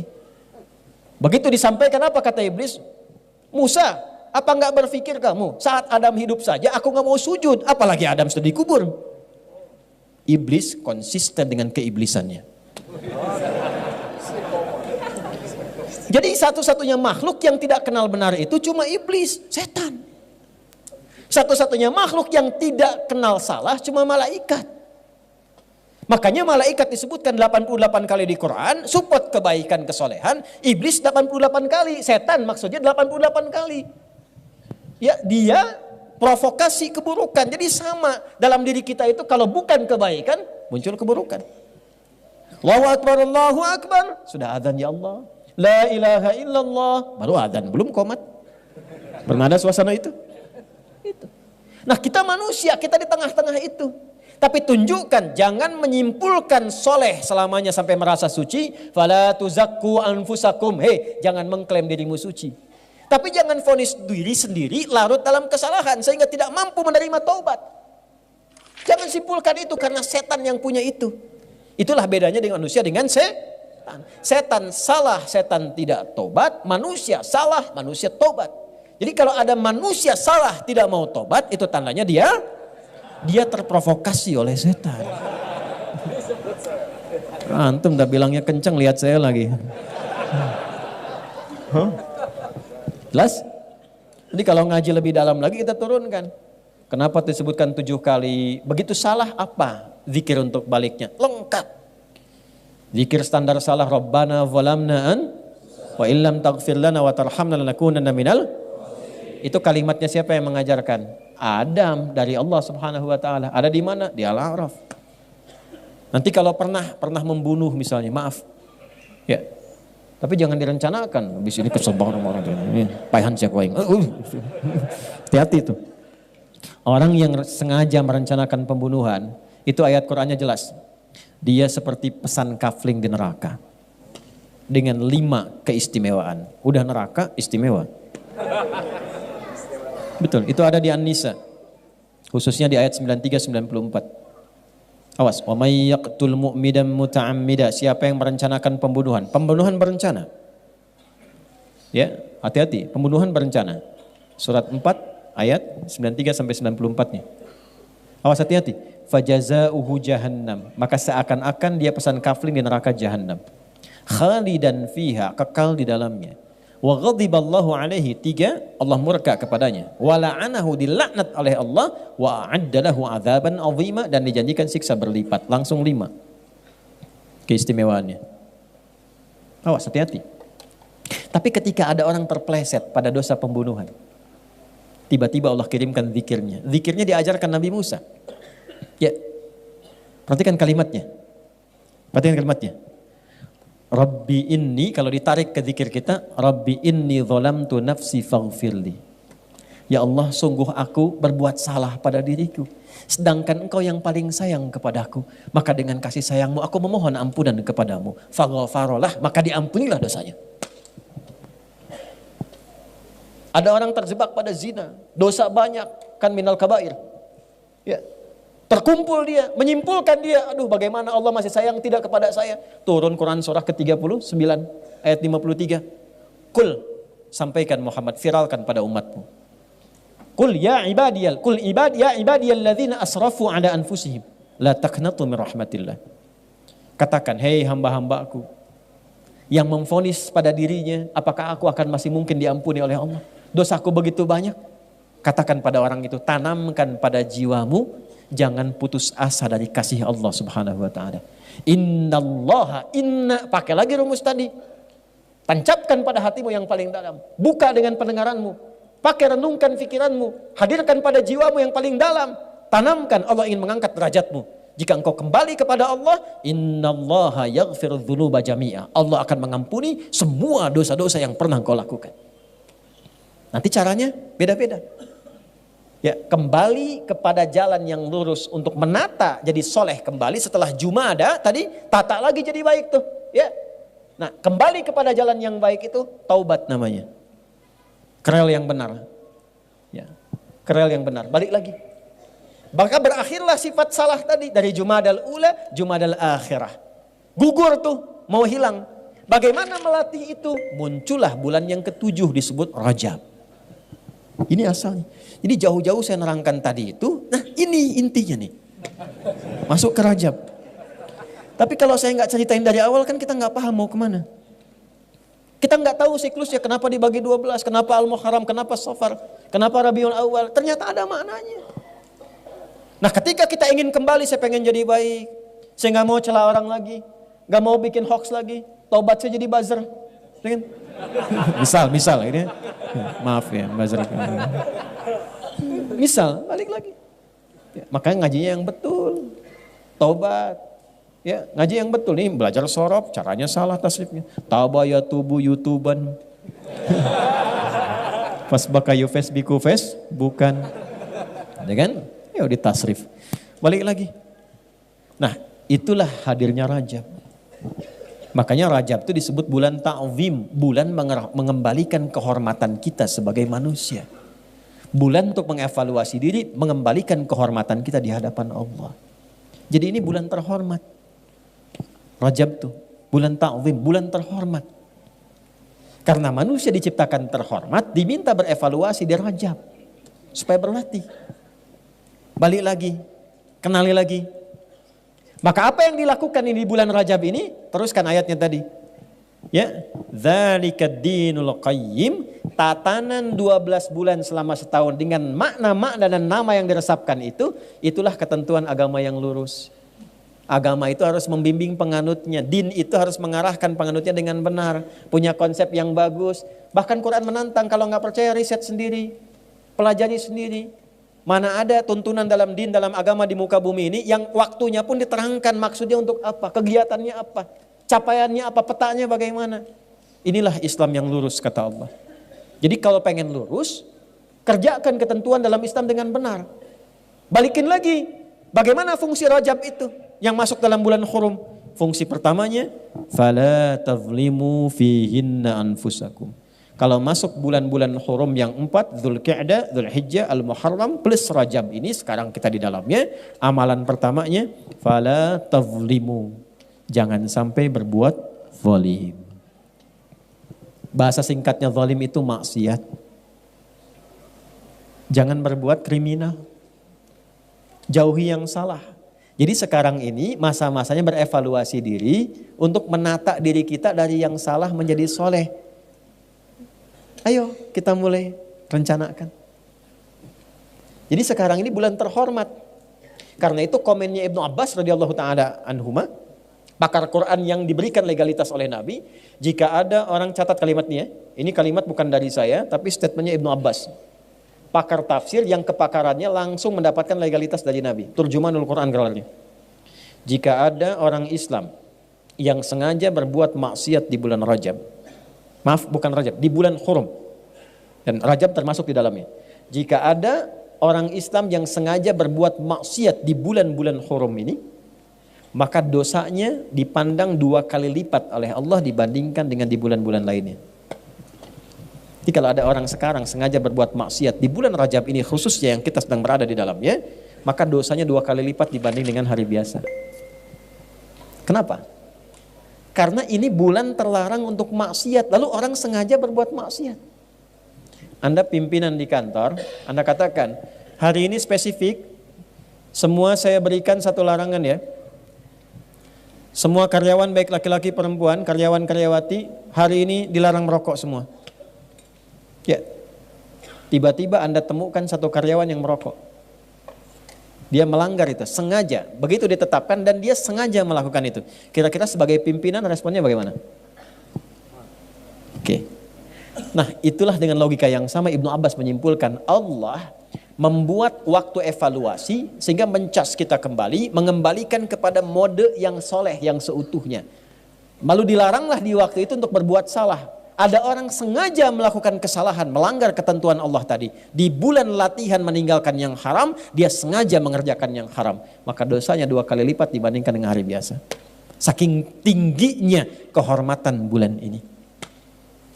Maka yang pertama kita lakukan di bulan ini menebarkan kedamaian, ketenangan, persatuan, evaluasi diri. Dari mata dulu. Ya, sebelum mata kepikiran dulu, kan di kepala ada pikiran, makanya tahallul. Coba biasakan setiap hari kita coba berpikir yang positif dulu. Husnudzan kepada Allah. Mulai besok latihan pikiran dulu. Mau berangkat keluar, macet. Alhamdulillah ya Allah, Engkau hadirkan macet supaya aku bisa murojaah. Syukuri dulu. Ya, syukuri. Supaya tenang. Jadi begitu tenang, ana inda dhanni abdi. Aku berdasar prasangka hamba aku. Nanti jiwa yang tenang itu melahirkan kreativitas yang cemerlang. Bikin status boleh ya. Jiwa yang tenang melahirkan kreativitas yang cemerlang. Kalau tenang itu keputusan gampang, pikiran nyaman. Ya, kreativitas jadi banyak. Dari pikiran dulu. Ya. Anak tiba-tiba marah misalnya. Balikin dulu ke diri kita. Saya memang salah ya, astagfirullah. Pelan-pelan, lihat lagi. Demikian. Tiba-tiba misalnya ada ketentuan dalam perusahaan, ya mohon maaf untuk hari ini gaji barangkali agak terlambat 3 hari. Ya, insya Allah baik ya Allah. Engkau yang menetapkan rezeki, semua bersumber darimu, semua akan kembali kepadamu. Kalau bukan di jalan yang ini, jalan yang lain pun pasti Engkau berikan. Jalan ke Roma saja lebih daripada 1000, maka jalan kepadamu tidak lebih daripada itu. Minta, datang. Ya, pikiran yang baik. Naik ke bis, Bu. Ya, mahasiswa atau mahasiswi, ada orang tatoan, tangannya merogok kemudian ke kantong orang lain. Nah itu mah bukan husnudzon, copet itu. Nah, yang benar, tata pikiran kita. Besok sehari, nanti dari situ turun ke mata. Latihan, lusa, supaya melihat yang baik-baik saja. Yang tak baik gak usah dilihat. Ya, nanti ukuran yang tak baik itu apa? Iman. Iman kita ngukur. Coba status dilihat, status orang lain diupdate, status diri sendiri gak pernah diupdate. Cek. Nanti dari mata turun ke mulut dulu, langsung ke hati aja. Mata turun ke mulut, jangan langsung ke hati aja, masuk ke hati. Ke lisan, atur, bicara yang betul. Ya, kata-katakan yang baik. Rumusnya gampang. Man kana yu'minu billahi wal yaumil akhir falyakul khairan aw liyas. Itu semua pakai iman Pak. Itu kepala pakai iman, mata pakai iman. Kullil mu'minin, kullil mu'minat. An-Nur ayat 30 sampai 31. Begitu turun ke lisan pakai iman lagi. Ya ayyuhalladzina amanu. Quran surah 49 ayat 11 sampai dengan 12. La yafraqu min qaum. Latihan jangan mencela. Jangan mencela. Mau pakai lisan, mau pakai tangan. Karena tangan itu konfirmasi lisan di era sekarang. Lisannya diam tapi statusnya tajam. Ya. Makanya wudu itu kan wudu saat basuh tangan itu kan dari jari ke siku. Ya. Ilal marafiqi wamsahu bi ru'usikum kemudian wa arjulakum. Tapi sebelum itu apa? Wa aydiyakum ilal marafiq, tangan sampai siku. Ayatnya tidak mengatakan siku ke tangan. Walaupun sah saja begini wudunya sah. Tapi yang terbaik dari tangan ke sini. Karena di wudu itu ada risalah taubat. Abis wudu doa kita itu asyhadu an la ilaha wa asyhadu anna Muhammadan Allahumma ja'alni minat. Ya Allah, jadikan aku orang tobat. Apa hubungan wudu dengan tobat? Karena saat wudu itu kita bertobat dari perbuatan-perbuatan anggota tubuh kita yang sering digunakan. Makanya yang dibasuh, yang diusap, itu bagian tubuh yang dipakai interaksi. Kenapa tangan itu rahasianya sampai ke siku, dari jemari ke siku begini. Ambil airnya, tuangkan, basuh ke sini. Begini pun sah. Tapi kalau mau ingin meresapi, dari sini ke sini. Kenapa? Karena yang sering digunakan berbuat maksiat yang ini. Antum kalau pasang status kan pakai ini, bukan pakai ini. Ya kan? Ini ada doanya. Ya, makanya kalau ingin nanti di akhir saya tutup dengan itu tuh. Ya, dari kepala kemudian ini sampai ke lisan. Man kana, konfirmasi dari Nabi. Man kana yu'minu billahi wal yaumil akhir. Siapa yang masih merasa iman, iman kita dipertaruhkan. Siapa yang masih merasa iman pada Allah, artinya yang melanggar ini imannya dipertanyakan kepada Allah. Wal yaumil akhir, dan dengan imannya dihisab di hari kiamat, falyakul khairan aw liyasmut. Maka coba berlatih lisannya berkata yang baik. Tak mampu diam. Kata yang baik. Damang, alhamdulillah. Badai ke mana? Ke payun. Yang tenang. Begitu mau marah, yang baik aja. Nanti begitulah sampai dengan ke kaki. Kalau bisa dilakukan sampai ke kaki, maka berubahlah menjadi hamba Allah yang punya sifat kasih yang dalam. Jadi kalau ini sudah baik, pasti sifatnya berubah jadi baik. Rasa kasih, kelembutan, kebaikan, rasa penyayang. Maka berubahlah namanya menjadi ibadur rahman. Wa ibadur rahmanil ladhina yamshuna alal ardi hauna. Wa idha khatabahumul jahiluna qalu. Ibadur rahman itu jalannya baik. Kalau ada yang provokasi, didoain. Gitu. Ya, nggak bertengkar. Istighfar akhi. Istighfar, koreksi diri baik-baik. Ini waktunya kita berlatih mengevaluasi diri. Bulannya Rajab, perbaiki diri sendiri. Ini Rajab, ini waktunya. Untuk semuanya. Minimal kalau masih punya iman.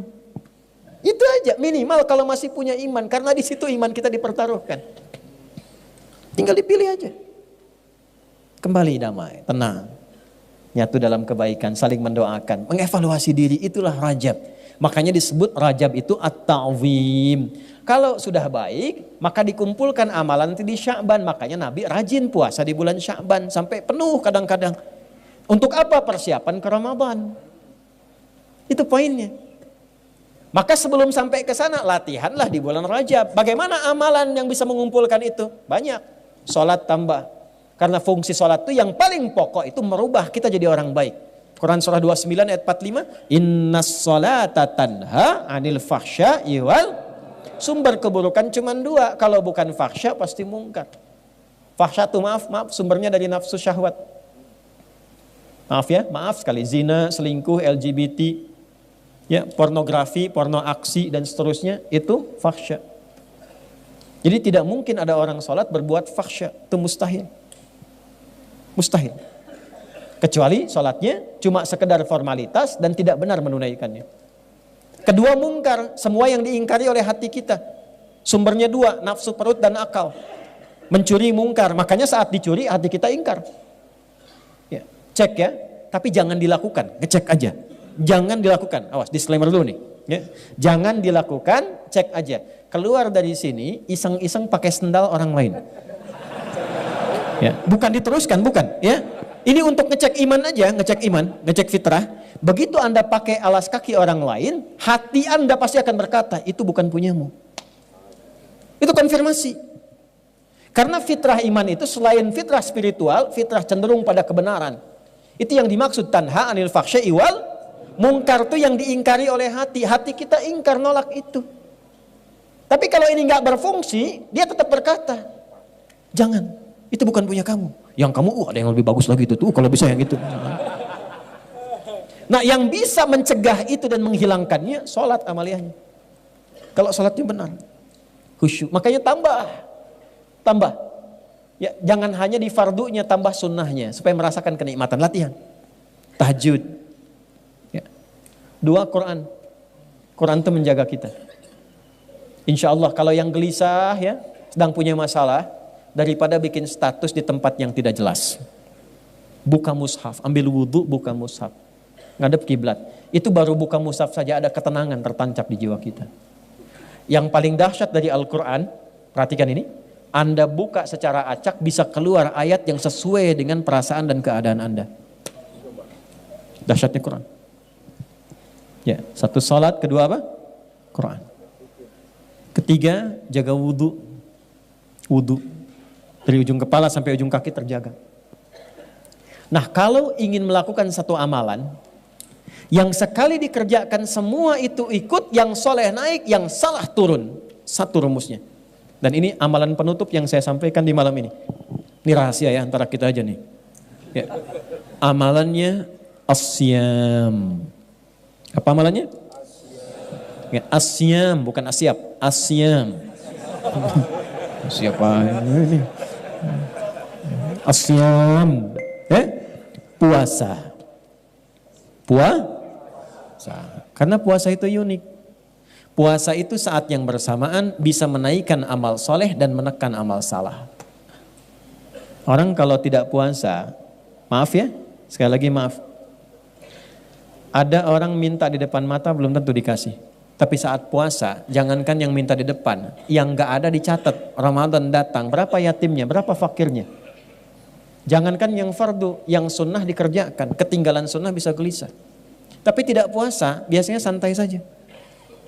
Dan hebatnya puasa bisa menekan amal salah. Itu koruptor kalau puasa, libur dulu.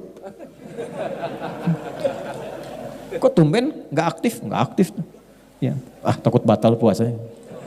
Takut batal. Ya. Bahkan pemarah pun, itu bisa tenang saat puasa. Buka jam 6:15. Jam 6 pas, ada tetangga provokasi. Dia diem aja. Istrinya bingung, biasanya marah, bapak kenapa enggak? Istrinya tanya, Pak tumben gak marah? Ntar habis maghrib. Ntar habis maghrib nih, ditahan dulu, habis maghrib lupa. Habis maghrib lupa, daripada ngurangin pahala. Katanya. Jadi puasa itu unik, membuat kita lebih soleh, mengecilkan yang salah. Itulah sebabnya para ulama mengusulkan, kalau Anda ingin berlatih menjelang ke Sya'ban, menjelang ke Ramadan, di Rajab itu manfaatkan sifat puasa pada bulan hurumnya. Makanya hadis yang mengikat puasa itu bulan hurumnya. Ya, hadisnya banyak tentang puasa di bulan hurum. Jadi boleh dilakukan di Dzulqa'dah, di Dzulhijjah, asal bukan di tanggal-tanggal yang kita ber'id di situ. Ya. Kemudian Al-Muharram dan juga di bulan Rajab. Kalau belum pernah melakukan, gampang. Jangan dulu paksakan banyak. Senin dulu. Senin sudah enak, tambahkan Kamis. Kamis sudah enak, konsisten, Ayyamul Bid. Cuman sayang udah lewat. Tadi terakhir, ya. Tapi kan masih ada Senin besok. Lusa ya, Senin. Nanti itu sudah enak. Boleh latihan puasa Daud, berlatih. Ya, puasa Daud, sehari puasa, sehari tidak. Senin puasa, Selasa, Rabu puasa, Kamis. Nah ini rumus ya, kalau sudah puasa Daud, maka hukum sunnah yang di bawahnya diikutkan pahalanya pada Daud. Misal Anda suka puasa Senin Kamis, dapat pahala. Sudah rutin Anda naikkan levelnya ke Daud. Senin puasa, Selasa tidak, Rabu puasa, Kamis. Ketika Kamis Anda tidak puasa, pahala puasa Kamisnya tetap dituliskan sempurna. Dalilnya idza maridal abdu aw safar kutiba lahu mithla ma kana alaihi muqiman sahiha. Kalau ada seorang mukmin itu sakit atau perjalanan jauh atau dia punya illat, uzur. Ya uzur, satu halangan yang semisal seperti yang sakit atau perjalanan jauh karena tak mampu mengerjakannya. Amalan rutin yang dia kerjakan. Maka saat itulah kemudian tetap dituliskan pahalanya secara sempurna karena kebiasaannya. Ibu-ibu paling enak. Kalau masih masa haid kan tidak sholat, ya kan? Maka saat masa sucinya perbanyak tuh sholat sunnah, perbanyak baca Quran. Maka saat haid itu tidak dituliskan yang tadi amalan kewajibannya, tapi tetap dituliskan pahalanya. Jadi perempuan haid itu tetap dituliskan pahalanya, pahala sholatnya. Kalau sholat saat sucinya. Kalau ibu tambahkan tahajud, sholat sunnah, rawatib dan sebagainya, itu dituliskan walaupun dalam keadaan sedang haid. Nah sekarang intinya PR kita sekarang naikkan. Naikkan levelnya, evaluasi diri kita sehingga lebih baik, lebih tenang, lebih nyaman. Besok-besok tinggal kita kumpul, cari sumber yang lebih nyaman lagi. Cari ketenangan yang lebih baik lagi.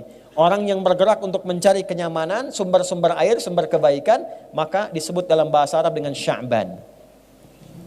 Setelah itu apa? Terbakarlah semua keburukannya karena orang sudah baik berjamaah sekarang. Baik semua, jamaah semua, sholat semua, baca Quran semua, baik-baik semua akhlaknya, sosialnya. Maka gugur, terbakar semua keburukannya. Sesuatu yang dibakar tuntas, hangus, hilang disebut dengan Ramadan. Kalau sudah seperti itu, meningkatlah ketakwaannya, meningkat kebaikannya, la'allakum tattaqun. Meningkat ketakwaan, meningkat kebaikan, meningkat populasinya, maka disebut dengan Syawal. Kalau sudah Syawal meningkat, tinggal duduk-duduk tenang, duduk-duduk enak, disebut dengan Dzulqa'dah.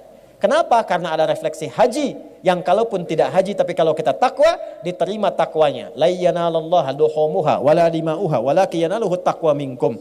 Dijaga sampai bulan ke-12 dengan takwa ini sampai kita pulang husnul khatimah. Itulah spirit dalam haji. Makanya ketika pulang mabrur dia. Mabrur itu apa? Hilang jeleknya, muncul baiknya.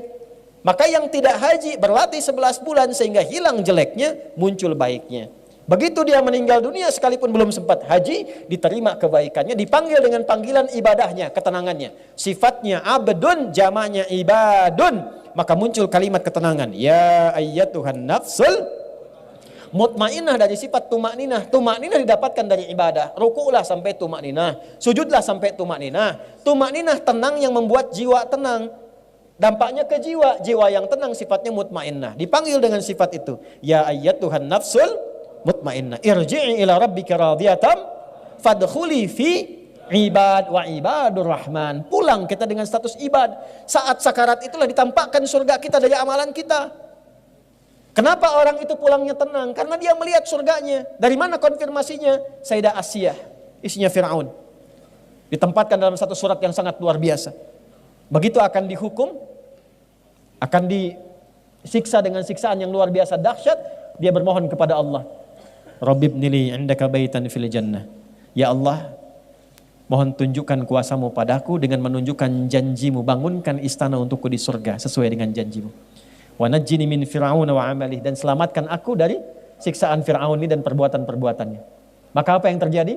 Ditampakkan surganya, senyum beliau, dalam senyumnya diwafatkan oleh Allah sebelum disiksa oleh Fir'aun.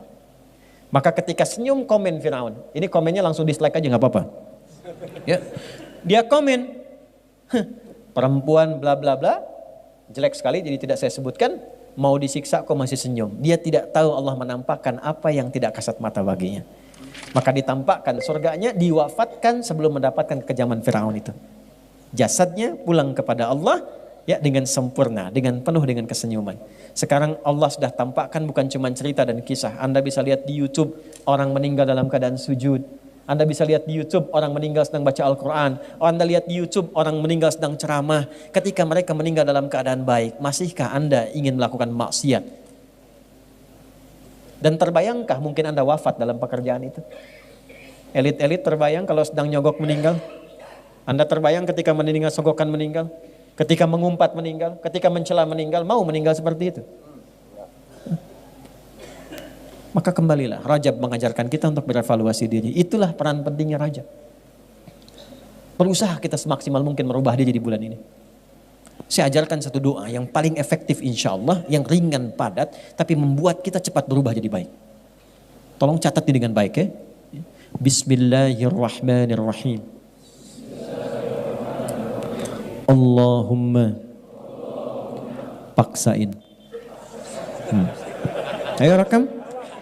Rekam ya, tulis. Ayo. Allahumma paksain. Paksa berubah. Kalau nggak memaksa diri susah. Paksa. Bukankah saat kita mau berdiri kita memaksa diri? Bukankah saat mau makan nasi kita memaksa diri? Ya. Kenapa ketika kita ingin berubah menjadi lebih baik tidak memaksa diri kita? Allahumma paksain. Ya. Ayat tahu ya kedua cekap itu, memaksakan itu. Ya, wirid memaksain. Jelas? Nah, kurang lebih itu materi yang bisa kita gali. Jangan banyak-banyak. Yang penting kita mengerti apa tujuannya, substansinya apa.